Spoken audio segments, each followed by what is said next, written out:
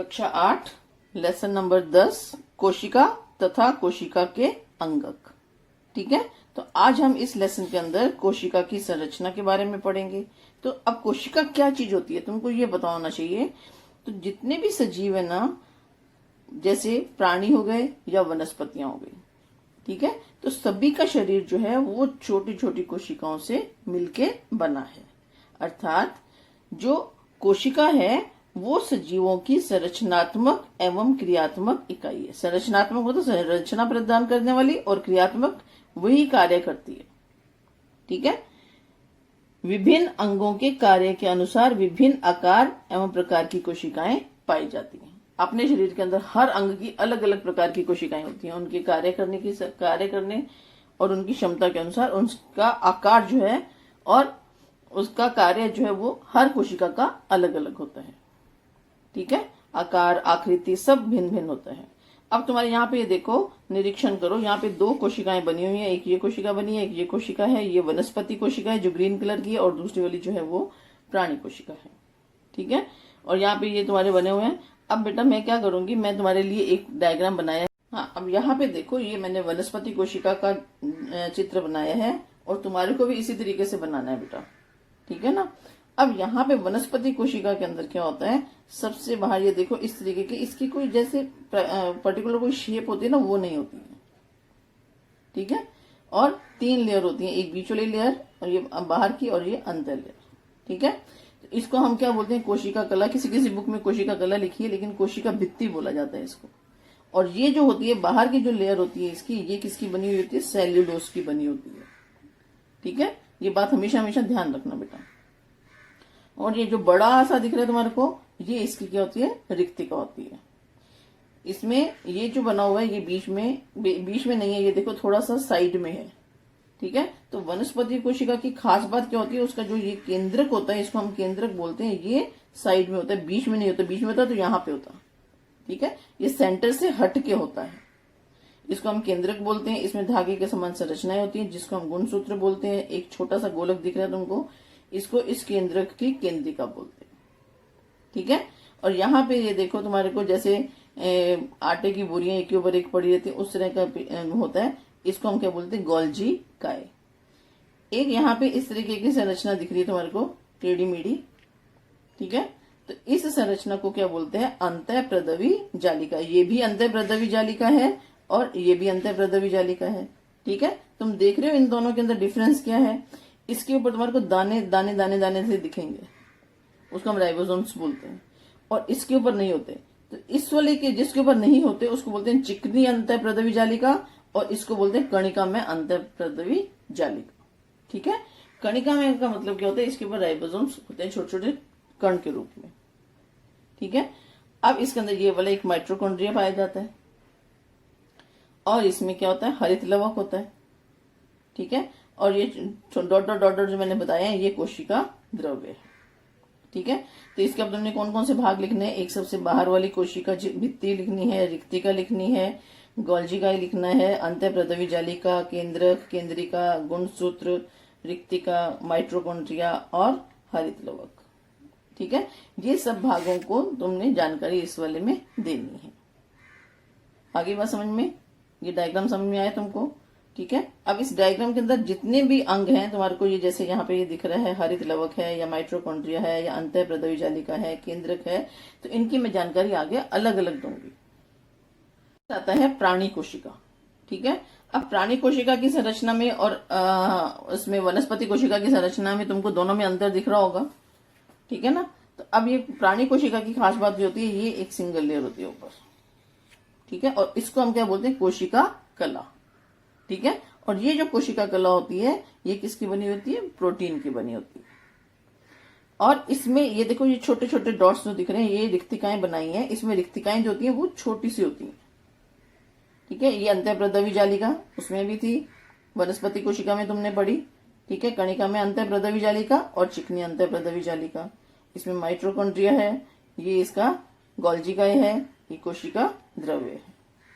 ठीक है, अब इन दोनों, इसमें ये इसका केंद्रक है, इसके अंदर इसमें बहुत सारे धागे के समान संरचनाएं होती है, जिसको हम गुणसूत्र कहते हैं। ठीक है, अब इसमें भी जितने भी अंगक हैं, केंद्रक हो गया, ये अंतःप्रदवी जालिका हो गई, और माइटोकॉन्ड्रिया हो गया, ठीक है, और ये कोशिका द्रव्य हो गया, इन सब का अलग अलग कार्य है जिसको कि हम आगे पढ़ेंगे। इसकी संरचना तुमको समझ में आ गई। अब तुम्हारे को इसकी सिंपल सी भाषा के अंदर मैं बोलूं तो प्राणी कोशिका जो है वो आलू के समान संरचना दिखती है। आलू आलू जैसा दिख रहा है ना ये तुमको, है ना? तो ऐसी ही संरचना होती है, ठीक है। तुमको बहुत ज्यादा वो नहीं करना, क्योंकि तुम अभी थोड़े छोटे बच्चे हो, तो इसके लिए इतना ही काफी है। अब ये देखो बेटा, ये प्राणी कोशिका है और ये वनस्पति कोशिका है, ठीक है। मैंने दोनों कोशिकाएं तुम्हारी आमने सामने रख दी हैं, इसलिए ताकि मैं तुमको अगर इसमें डिफरेंस आए तो तुम्हें डिफरेंस क्या क्या लिखने हैं, ठीक है। अब तुम ये देख रहे हो कि इसकी जो ये बाहर की जो है कोशिका कला जो है, कोशिका भित्ति जो है वो ट्रिपल लेयर्ड है, डबल लेयर्ड है, और ये वाली जो है ये कौन सी है, सिंगल लेयर्ड है, ये गहरी है, ठीक है।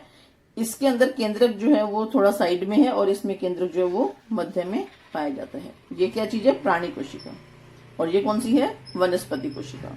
अब वनस्पति कोशिका के अंदर हरित लवक होता है, प्राणी कोशिका में हरित लवक नहीं होता, ठीक है। इसमें रिक्तिका छोटी छोटी है, ये देखो, और इसमें रिक्तिका जो है वो बड़ी होती है। आगे बात समझ में? तो ये इनमें डिफरेंस होता है, जो तुम्हारे को कभी आएगा अगर, तो तुम्हारे को पता होना चाहिए कि डिफरेंस क्या लिखने हैं। अब आगे देखो कोशिका के भाग, ठीक है, पार्ट्स ऑफ सेल। सबसे पहले आता है कोशिका भित्ति, सेल वॉल, ठीक है। अब शैवाल, कवक तथा वनस्पति कोशिकाओं के चारों ओर पाई जाती है। कोशिका भित्ति किस में पाई जाती है, वनस्पतियों में पाई जाती है, ठीक है। प्राणी कोशिका में कोशिका भित्ति नहीं होती। कोशिका भित्ति अर्थात कोशिका पटल के चारों ओर पाया जाने वाला मजबूत तथा लचीला आवरण। कोशिका भित्ति मूलतः सेल्यूलोज और पेक्टिन और कार्बोज पदार्थ की बनी हुई होती है, ठीक है। जो वनस्पति कोशिका है, इसकी जो कोशिका भित्ति है वो किस चीज की बनी हुई होती है, सेल्यूलोज की, पेक्टिन की, ठीक है। कुछ कालावधि के बाद आवश्यकता अनुसार लिग्निन, सुबेरिन, क्यूटिन और बहुलक कोशिका भित्ति में तैयार होते हैं। कोशिका को आधार प्रदान करना, कोशिका में प्रवेश करने वाले अतिरिक्त जल को रोककर कोशिका का संरक्षण करना कोशिका भित्ति के कार्य हैं, ठीक है। तो अब यहाँ पे देखो, वनस्पति कोशिका है या प्राणी कोशिका है, तो अब कोशिकाओं से मिलकर शरीर बना हुआ है, ठीक है ना। तो अब एक कोशिका से दूसरी कोशिका में पदार्थों का आदान प्रदान होता रहता है, ठीक है ना। तो अब जो पदार्थ एक कोशिका से दूसरी कोशिका में पहुंचाने हैं वो तो जा सकते हैं, लेकिन जो नहीं पहुंचाने वो उसमें से नहीं जाएंगे, ठीक है, और ना ही दूसरी कोशिका से दूसरे वर्ज्य पदार्थ आएंगे, ठीक है। फिर उसके बाद में आता है प्रसर कला या कोशिका कला। ये बाहर वाली लेयर जो होती है उसको कोशिका कला बोलते हैं। यहाँ पे यह कोशिका के चारों ओर पाया जाने वाला पतला, कोमल एवं लचीला आवरण है। कोशिका घटकों को बाहरी परिवेश से अलग रखता है, ठीक है। अब नेक्स्ट पेज पे देखो वसा युक्त द्विस्तरों के बीच घुले हुए प्रथिन के अणु, ऐसी प्रसर कला की रचना होती है। प्रसर कला कुछ निश्चित पदार्थों को अंदर बाहर जाने देती है। इसका क्या मतलब होता है बेटा, कोशिका को अभी जैसे क्या कहते हैं अपना, जिन पदार्थों की आवश्यकता होती है उसको तो वो अंदर ले लेती है, जैसे पानी हो गया, नमक हो गया, ऑक्सीजन हो गया, ठीक है। इनको क्या करेगी, वो अपने अंदर ले लेगी। लेकिन जो वर्ज्य पदार्थ हैं, वर्ज्य पदार्थ कैसे होगी, जैसे कार्बन डाइऑक्साइड है ना, तो उसको क्या करेगी, वो उसमें से बाहर निकाल देती है, ठीक है। लेकिन ऐसा नहीं होता कि जो पदार्थ अंदर गए वो वापस बाहर भी आ जाए, ऐसा नहीं होता, ठीक है ना। प्रसर कला कुछ निश्चित पदार्थों को अंदर जाने देती है तो कुछ पदार्थों को रोकती है, इसलिए इसे अर्धपारगम्य झिल्ली कहते हैं, ठीक है।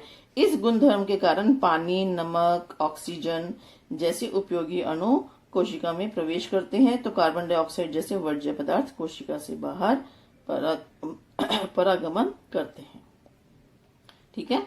कोशिका के भीतर परिवर्तन ही तो भी कोशिका के भीतर पर्यावरण जैसा रखने का कार्य प्रसर कला करती है, ठीक है। उसे ही समस्थिति कहते हैं। फिर उसके बाद में आता है कोशिका में पदार्थों का आदान प्रदान कैसे होता है, बताओ, ठीक है। अब ये तुम इस क्वेश्चन का उत्तर लिखोगे। कोशिका की ऊर्जा का उपयोग कर चलने वाली प्रक्रियाएं, ठीक है। कोशिका में ऊर्जा जो बनती है तो उससे कौन कौन सी प्रक्रियाएं होती हैं? कोशिकीय भक्षण, बाहरी परिवेश से अन्न तथा अन्य पदार्थों का भक्षण करना। फिर उसके बाद में कोशिकीय उत्सर्जन, ठीक है। वर्ज्य पदार्थ कोशिका से बाहर निष्कासित करना। वर्ज्य पदार्थ जो शरीर के लिए हानिकारक है या कोशिका के लिए हानिकारक है, उसको वर्ज्य पदार्थ कहते हैं, ठीक है। कोशिका की ऊर्जा का उपयोग किए बिना चलने वाली क्रियाएं। सबसे पहला है विसरण, जो कोशिका की ऊर्जा के बिना चलती हैं। ऑक्सीजन, कार्बन डाइऑक्साइड जैसे अणुओं का कोशिका में प्रवेश होना या बाहर आना, ठीक है। परासरण, ऑस्मोसिस, इसका क्या मतलब है? पानी को अधिक अनुपात वाले भाग से पानी के कम वाले भाग की ओर अर्ध परागम्य झिल्ली से होकर जाने वाली पानी के प्रवाह को परासरण कहते हैं। यह भौतिक क्रिया होकर तथा होने की 3 भिन्न भिन्न संभावनाएं हो सकती हैं, ठीक है। अब यहाँ पे देखो, अति परासरी, फिर समपरासरी और अवपरासरी, ये है। अब ये यहाँ पे तुम्हारे को एक मैं बात बोलती हूँ बेटा, यहाँ पे कि जैसे यहाँ पे ये बना हुआ है, तीन आकृतियां बनी हुई हैं, तो इसके अनुसार तुम्हारे को इसको समझने के लिए तुम्हारे को मैं एक उदाहरण दे देती हूँ किशमिश का, ठीक है। अब किशमिश तुमने देखी है, किशमिश के अंदर का जो द्रव्य होता है कितना गाढ़ा द्रव्य होता है, ठीक है। और जब हम उसको पानी के अंदर रात भर भिगो के रख देते हैं तो किशमिश फूल जाती है, ठीक है। तो वो पानी जो है अंदर चला जाता है उसके, है ना। तो अब यहाँ पे ये देखो, पानी के अधिक अनुपात वाले भाग से पानी के कम वाले भाग की ओर अर्ध परागम्य झिल्ली से होकर जाने वाले पानी के प्रवाह को परासरण कहते हैं। तो वो जो प्रक्रिया होती है किशमिश में, वो कौन सी क्रिया होती है? परासरण की प्रक्रिया, ठीक है। किशमिश के अंदर का पानी बाहर नहीं आता, बाहर का पानी जो है वो अंदर जाता है, ठीक है। अब नेक्स्ट पेज के ऊपर देखो, यहाँ पे पहला क्या है, अब इसी चीज को अपन ने पढ़ना है। यहाँ पे सम परासरी, सम मीन्स बराबर, परासरी परासरण। अब सम परासरी कब होगा? जब बाहर और अंदर, कोशिका के बाहर और कोशिका के भीतर दाब जो बराबर होगा, ठीक है। पानी का अनुपात जो वो बराबर होगा, ठीक है। कोशिका के परितः रहने वाली पानी का अनुपात कोशिका के भीतर के पानी के बराबर होता है, इसलिए पानी अंदर या बाहर नहीं जाता, ठीक है। जब अंदर और बाहर का पानी का अनुपात बराबर होगा तो क्या होगा? ना पानी अंदर जाएगा ना पानी बाहर रहेगा। उसको हम क्या बोलते हैं? समपरासरी। सम मीन्स समान, ठीक है। अधोपरासरी द्रव्य।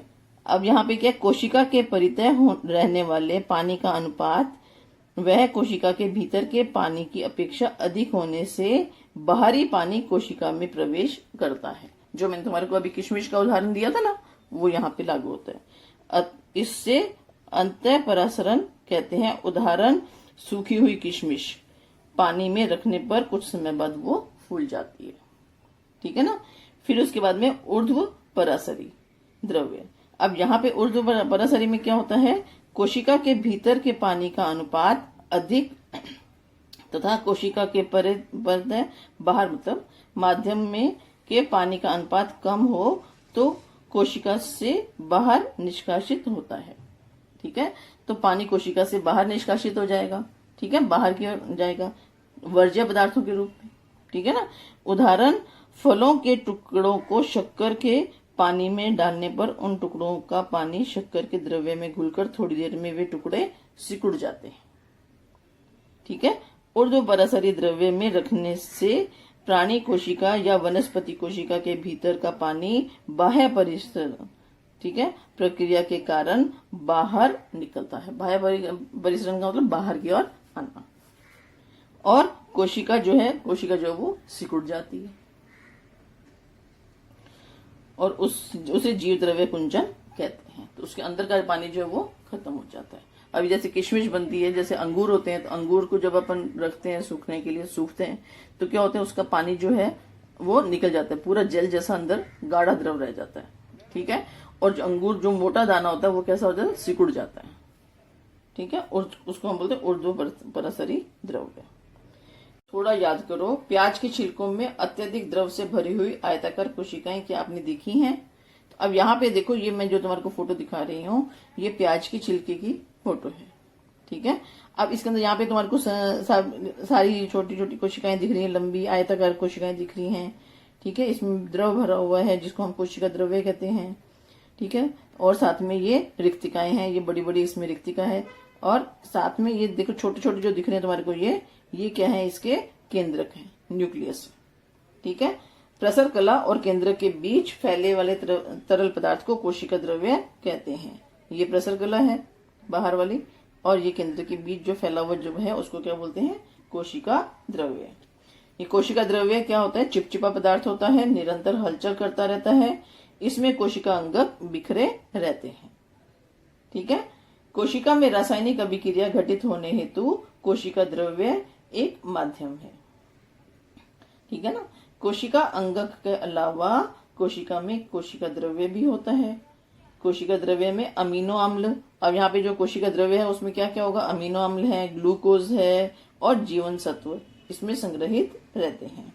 बड़ी केंद्रीय रिक्तिकाओं के कारण क्या होता है, इसमें रिक्तिकाओं के कारण वनस्पति कोशिका में कोशिका द्रव्य यह किनारे की ओर ढकेला हुआ रहता है।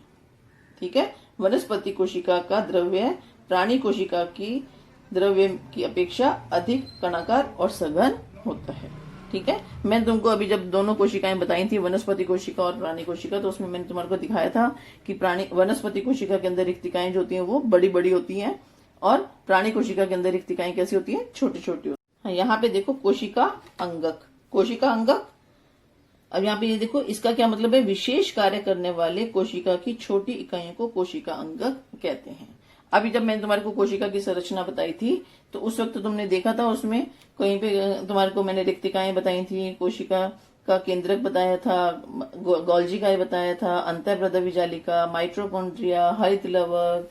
ठीक है। ऐसी बहुत सारी संरचनाएं बताई थी, तो उनको हम क्या बोलते हैं, कोशिका अंगक। जो कोशिका के अंदर पाए जाने वाले जो अंग होते हैं उसको क्या बोलते हैं, कोशिका अंगक। ये अंगक अर्थात कोशिका के घटक हैं, कोशिका के ये भाग। प्रत्येक अंगक के चारों ओर प्रथिन युक्त वसा का आवरण होता है। केंद्रक तथा हरित लवक के अलावा अन्य सभी अंगक को केवल इलेक्ट्रॉन सूक्ष्मदर्शी के द्वारा ही देखा जा सकता है। ठीक है। इलेक्ट्रॉन सूक्ष्मदर्शी के द्वारा ही हम देखते हैं। देखो केंद्रक। ठीक है। अब यहाँ पे केंद्रक के अंदर तुम क्या देख रहे हो, ये केंद्रक, ये सबसे बाहर वाला इसका आवरण है, केंद्रक आवरण बोलते हैं। और ये दोहरी भित्ति वाला होता है, दोहरी होती है इसमें। ठीक है। डबल लेयर्ड होता है। फिर उसके बाद ये डॉट डॉट डॉट डॉट जो अंदर देख रहे हो, ये क्या है, इसका केंद्रक द्रव्य है। ठीक है। और इस केंद्रक का छोटा सा एक और केंद्रक होता है जिसको हम क्या बोलते हैं, केंद्रिका। ठीक है। और ये देखो जो इसके बाहर वाली जो दीवार है, ये जगह जगह से कटी हुई है, छेद है छोटे छोटे। ठीक है। ये क्या कहलाएंगे, केंद्रक छिद्र कहलाएंगे। और इसके अंदर जो धागे के समान संरचना तुम्हारे को दिखाई दे रही है, वो धागे के समान संरचना क्या होती है, इसमें क्रोमेटिन या गुणसूत्र। ठीक है। और ये धागे के समान पूरा जाल बिछा होता है, तो इसलिए इसको क्रोमेटिन नेट या गुणसूत्र बोलते हैं। ठीक है। ये केंद्रक की संरचना है, और इसकी खोज किसने की थी, रॉबर्ट ब्राउन ने। अभी नेक्स्ट आता है अंतःप्रदवी जालिका। बेटा ये देखो, ये कोशिका की संरचना है, ये बीच में केंद्रक है, और ये जो तुम्हारे को दिख रही है इस तरह की संरचना, ये अंतःप्रदवी जालिका है। ठीक है। और ये डॉट डॉट डॉट डॉट जो दिख रहे हैं तुम्हारे को, ये कणिका में अंदर अंतःप्रदवी जालिका है। और जिसके ऊपर डॉट नहीं है वो कौन सी हो जाएगी, चिकनी अंतःप्रदवी जालिका। ठीक है। तुम्हारे पास इतना सही है बेटा, और ज्यादा नहीं है। कहता है गोल्जिका या गोल्जी पिंड। ठीक है। ये तुम जो देख रहे हो संरचना, यहाँ पे ये जो दिख रही है, ये मोटी मोटी जो संरचनाएं दिख रही है, ये पीठिकाएं हैं। ठीक है। अब यहाँ पे ये थैली के समान संरचना होती है, और यहाँ पे ये देखो थैलियों को पुट्टिकाएं बोलते हैं। ठीक है। गोल्जिकाए के विभिन्न परतों से गुजरते समय जो ये प्रकीर्ण हैं, ये क्या प्रकीर्णों के कारण क्या होता है, इसमें प्रथिन युक्त द्रव्यों में परिवर्तित हो जाता है। प्रोटीन युक्त, प्रथिन मीन्स प्रोटीन युक्त। और ये परिवर्तित प्रथिन पुनः गोलीय पीठिका में बंद होकर, ये गोलीय पीठिका में बंद हो जाता है। ठीक है। होकर दूसरी परिपक्व परत से बाहर चली जाती है। ठीक है। अब ये जो यहाँ पे जो हो रहा है वो सारा ये परिपक्व होने के बाद ये यहाँ से अलग हो जाती है। ठीक है, अर्थात कारखानों की वस्तुएं बांधकर भेजने वाले पैकिंग विभाग जैसा काम पुटिकाओं के द्वारा होता है। अब यहाँ पे जितना भी प्रोटीन बनता है वो इन पुटिकाओं में चला जाता है, पीठिकाओं में, ठीक है, और फिर ये पीठिका जब भर जाती है तो ये इससे अलग हो जाती है इस तरीके से। अब गोल्जी पिंड के कार्य क्या है? पहला कार्य है गोल्जी पिंड कोशिका का स्रावक अंग है, ठीक है। कोशिका में संश्लेषित हुए प्रकीर्णन, प्रथिन, रंग द्रव्य आदि पदार्थों में परिवर्तन करके उसका वर्गीकरण करना, उन्हें कोशिका या कोशिका के बाहर अपेक्षित स्थान तक पहुंचाना है। फिर थर्ड है रिक्तिकाओं के स्राव, पीठिकाओं का निर्माण करना, और फिर उसके बाद में नेक्स्ट है कोशिका भित्ति, प्रसर कला और लय कला के निर्माण में मदद करना, ठीक है। वो कोशिका अंगक में नेक्स्ट आता है लय कणिका या लाइसोसोम, ठीक है। ये इसकी फोटो बनी हुई है तुम्हारे को, मैं फोटो में जो दिखाई दे रहा है वो लय कणिका का है, ठीक है। अब यहाँ पे देखो कोशिका में घटित होने वाली चयापचय की क्रियाओं में जो वर्ज्य पदार्थ, वर्ज्य मीन्स जो कोशिकाओं की उपयोगी नहीं होते उनको हम वर्ज्य पदार्थ कहते हैं, निर्मित होते हैं, उन्हें ठिकाने लगाने वाला संस्थान अर्थात लय कणिका, ठीक है। लय कणिका यह सामान्यतः इकहरे पटल वाली, इकहरा पटल होता है इसमें, इकहरे पटल वाली वेष्टिक थैलियां होकर उसमें पाचक रस प्रकीर्णन होते हैं, पाचक रसों का प्रकीर्णन होता है। इसके कार्य क्या है? रोग प्रतिकारक प्रक्रिया। पहला कार्य है कोशिका पर आक्रमण करने वाले जीवाणु तथा विषाणुओं को ये नष्ट करती है। दूसरा विध्वंसक दस्ता, विध्वंसक दस्ता मतलब जीर्ण तथा कमजोर कोशिका अंगकों, सकेंद्रीय मलबा, ये वर्ज्य पदार्थ लय कणिका के द्वारा बाहर फेंके जाते हैं। जो अपनी बॉडी के जितने भी वर्ज्य पदार्थ हैं वो लय कणिका के द्वारा बाहर निकाल दिए जाते हैं। आत्मघाती थैली, बेटा ये बहुत इंपॉर्टेंट पॉइंट है। आत्मघाती थैली इसका क्या है? जब कोई कोशिका जीर्ण अथवा क्षतिग्रस्त हो जाती है, ठीक है, क्षतिग्रस्त से मतलब समझते हो कोशिका का, तो लय कणिका फट जाती है और उसमें से पाचक रस प्रकीर्णन स्वयं की कोशिका का पाचन कर लेते हैं, ठीक है। अब जो कोशिका खत्म हो गई है तो उसको खत्म हुआ वो अंदर ही पड़ी रहेगी तो गलत है ना, तो उसको वो खा जाती है। फिर उसके बाद में नेक्स्ट है भूखमरी के समय लय कणिका कोशिका में संग्रहित प्रथिन और वसा का पाचन करती है, ठीक है। तंतु कणिका, ठीक है। अब यहाँ पे देखो ये तुम्हारे को माइटोकॉन्ड्रिया या तंतु कणिका एक ही बात है, ठीक है। इंग्लिश में इसको माइटोकॉन्ड्रिया बोलते हैं और हिंदी में हम इसको तंतु कणिका बोलते हैं। इसमें देख रहे हो तुम, इसकी संरचना देख रहे हो तो इसमें ऐसी उंगली के उभार जैसी संरचनाएं बनी हुई होती हैं, ठीक है। और इसको हम क्रिस्टी बोलते हैं, जो उंगली के आभार की संरचना होती है ना उसको क्रिस्टी बोलते हैं। और इसी के ऊपर ही उल्टे बल्ब जैसी संरचनाएं लगी होती हैं। इसका खुद का अपना डीएनए होता है, ठीक है ना। तो इसको हम कोशिका का शक्तिगृह भी बोलते हैं। क्यों बोलते हैं कोशिका का शक्तिगृह? क्योंकि भोजन का ऑक्सीकरण इसी कोशिका में होता है, ठीक है। अब यहाँ पे देखो प्रत्येक कोशिका को ऊर्जा की आवश्यकता होती है। अभी हम जितनी भी कोशिकाएं हैं, अपना पूरा शरीर कोशिकाओं से मिलकर बना है, तो हर कोशिका को किसकी ऊर्जा की आवश्यकता होती है, ठीक है। तो कोशिका को ऊर्जा प्रदान करने का काम तंतु कणिका करती है, ठीक है। इलेक्ट्रॉन सूक्ष्मदर्शी से नीचे देखने पर तंतु कणिका द्विकला आवरण से युक्त संरचना बनी दिखाई देती है। द्विकला मीन्स दो कला, एक ये बाहर वाली और एक ये अंदर वाली, ये देखो, ठीक है ना, दोहरी है ना कला। तंतु कणिका का बाह्य आवरण छिद्र युक्त होता है। आंतरिक आवरण की सतह कई मोड़ों शिख से मुड़ी होती है। जो आंतरिक कितने सारे मोड़ इसमें बने हुए हैं, ठीक है, और इसको हम शिख बोलते हैं। तंतु कणिका के आंतरिक गुहा में जेली जैसा पदार्थ होता है। ये आंतरिक गुहा के अंदर क्या होता है? जेली जैसा पदार्थ होता है, ठीक है, जिसमें राइबोसोम्स होते हैं, ठीक है, फॉस्फेट के अणु तथा डीऑक्सीराइबोज न्यूक्लिक अम्ल या डीएनए, ठीक है।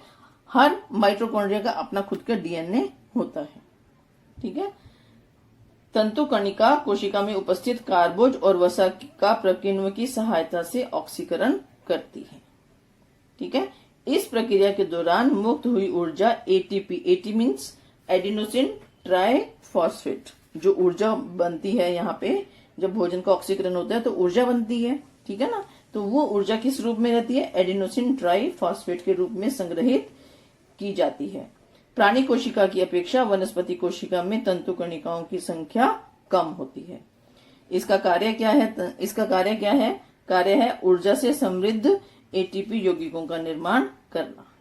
पहला एटीपी के यौगिकों का निर्माण करना, दूसरा एटीपी में संग्रहित ऊर्जा का उपयोग कर प्रथिन, कार्बोज वसा युक्त पदार्थों का संश्लेषण करना। ठीक है। अब यहाँ पे देखो, क्या तुम जानते हो कि लाल रक्त कणिकाओं में तंतु कणिकाएं नहीं होती? ठीक है। अब लाल रक्त कणिकाओं में नहीं होती, इसलिए क्या होगा, जो ऑक्सीजन, जो लाल रक्त कणिकाएं जो ऑक्सीजन का वहन करती हैं पूरी बॉडी के अंदर, लाल रक्त कणिकाएं रक्त को पहुंचाती है और रक्त के साथ में ऑक्सीजन भी जाती है पूरी बॉडी में। तो क्या होता है, वो इसलिए उसका स्वयं उसका उपयोग नहीं करती। नेक्स्ट आता है रिक्तिका। ये रिक्तिका की फोटो है बेटा। ठीक है। कोशिका के घटक द्रव्यों का संग्रह करने वाला कोशिका अंगक अर्थात रिक्तिका है। रिक्तिका का कोई विशेष इसका कोई आकार नहीं होता। ठीक है। कोशिका की आवश्यकता अनुसार रिक्तिका का स्वरूप जो है वो बदलता रहता है, छोटा बड़ा होता रहता है। ठीक है। ये इकहरे आवरण युक्त होती है। इसका कार्य क्या है? कोशिका का जल भिसारक दाब नियंत्रण करना। कोशिका में जो जल रहता है, कोशिका द्रव्य जो होता है, उसका दाब जो है वो नियंत्रित करती है। चयापचय की क्रियाओं में उत्पन्न पदार्थों को ग्लाइकोजन, प्रथिन, पानी का संग्रह करना इसका कार्य है। प्राणी कोशिका की रिक्तिकाएं वर्ज्य पदार्थों का संग्रह करती हैं। तो अमीबा की रिक्तिका पाचन के पूर्व खाद्य पदार्थ संग्रह करती हैं। वनस्पति कोशिका में रिक्तिका में कोशिका द्रव्य भरा होकर वे कोशिका को दृढ़ता तथा कठोरता प्रदान करते हैं। आता है लवक। ठीक है। प्लास्टिड्स। अब यहाँ पे देखो, ये क्लोरोप्लास्ट हरित लवक, ये किस में पाया जाता है? वनस्पति कोशिका में। जो हरित लवक है बेटा, वो प्राणी कोशिका में नहीं पाया जाता। ठीक है। ये सिर्फ वनस्पति कोशिका में पाया जाता है। ठीक है ना। तो अब यहाँ पे देखो, इसके अंदर क्या खास बात होती है कि वनस्पतियों की पत्तियों को हरा, तो फूलों को लाल, पीला, केसरी, नीला, ऐसे अनेक रंग किस कारण से प्राप्त होंगे? तो रंग देने वाला एक ही अंगक है जो वनस्पति कोशिका में पाया जाता है, और इसको हम क्या बोलते हैं? लवक। ठीक है। अब ये लवक जो है, ये तुम्हारे को दिख रहे हैं साफ साफ, दो आवरण दिख रहे हैं इसके, तो ये दोहरे आवरण युक्त रचना होती है। अब हरित लवक की खास बात क्या होती है बेटा? हरित लवक की बात ये होती है, ये वर्णक लवक होकर अन्य प्रकार के वर्णक लवकों में रूपांतरित होते हैं। ठीक है। इसका क्या मतलब होता है कि जो वनस्पतियों में जो के अवयव हैं, जैसे हरा रंग है, पत्ते का हरा रंग होता है, तो वो किसके कारण होता है? क्लोरोफिल या हरित द्रव्य के कारण होता है। ठीक है। लाल रंग होता है गाजर लाल रंग की होती है, तो उसमें कैरोटीन होता है। पीला रंग होता है, पीले रंग की सब्जी होती है, पीले रंग की शिमला मिर्ची देखो तुम। ठीक है। उसमें ज़ैंथोफिल होता है। फिर जामुनी या नीले रंग के अपने जामुन खाते हैं तो उसमें क्या होता है? एंथ्रोसायनिन होता है। फिर उसके बाद में मजेंडा कलर होता है, जो उसको जैसे बीट रूट होते हैं ना अपने, बीटालिन्स, ये रंग द्रव्य का नाम है। ठीक है ना। तो अब हरित लवक जो है, इसको क्रोटन रियो, वनस्पति की पत्ती के ऊपर परत निकालो। अब ये क्रोटन मतलब क्या होता है? एक प्रकार का पौधा होता है जिसको कि हम शोभाकारी पौधा भी देखते हैं। तुमने देखा होगा, जो पौधे लेके घूम रहे होते हैं, तो उनके पास में एक पौधा जिसकी पत्तियों में पत्तियां होती हैं, तो उसके अंदर बाहर हरा रंग होता है, बीच में थोड़ा सा लाल रंग होता है, थोड़ा सा पीला रंग होता है। ठीक है ना। तो उसको बोलते हैं। उसे कांच की पट्टी पर रखो और स्थित वर्णक लवकों का संयुक्त सूक्ष्मदर्शी से निरीक्षण करो। तुम्हें पता है कि वनस्पतियों की पत्तियों में होने वाला प्रकाश संश्लेषण प्रक्रिया के कारण हरित लवक अत्यंत आवश्यक है। ठीक है। हरित लवक और सौर ऊर्जा का रासायनिक ऊर्जा में रूपांतरण करते हैं। जो हरित लवक है वो किसका क्या करते हैं? सौर ऊर्जा का रासायनिक ऊर्जा में रूपांतरण करते हैं। ठीक है। और उससे क्या बनता है? ग्लूकोज बनता है, जो पत्तियां अपने भोजन के रूप में उसे रखती हैं। हरित लवक की पीठिकाओं में अनेक में प्रकाश संश्लेषण के लिए आवश्यक प्रकिण्व डीएनए, राइबोसोम्स और कार्बोज पदार्थ होते हैं। अब इसमें यहाँ पे देखो तुम्हारे को ये जैसे सिक्के रखते हैं ना, सिक्के एक के ऊपर एक के ऊपर एक इस तरह से होते हैं, इसको हम थैलेकॉइड बोलते हैं। ठीक है, और ये इसको जो जुड़े हुए हैं इसको हम क्या बोलते हैं, ग्रैना। ठीक है, ये पीठिकाएं कहलाती हैं। यहाँ पे ये बाह्य आवरण और ये अंत आवरण, दो प्रकार का, दो तरह का इसमें आवरण पाया जाता है। अब ये हरित लवक के कार्य है। हरित लवक और सौर ऊर्जा का अवशोषण करके उसका भोजन रूपी रासायनिक ऊर्जा में रूपांतरण करते हैं। ये बहुत इंपॉर्टेंट पॉइंट है बेटा। फिर उसके बाद में वर्ण लवकों के कारण फूलों तथा फलों को रंग प्राप्त होते हैं। ठीक है, अभी तुमने ये देखा होगा टमाटर वगैरह है, पहले पहले हरे रंग का होता है।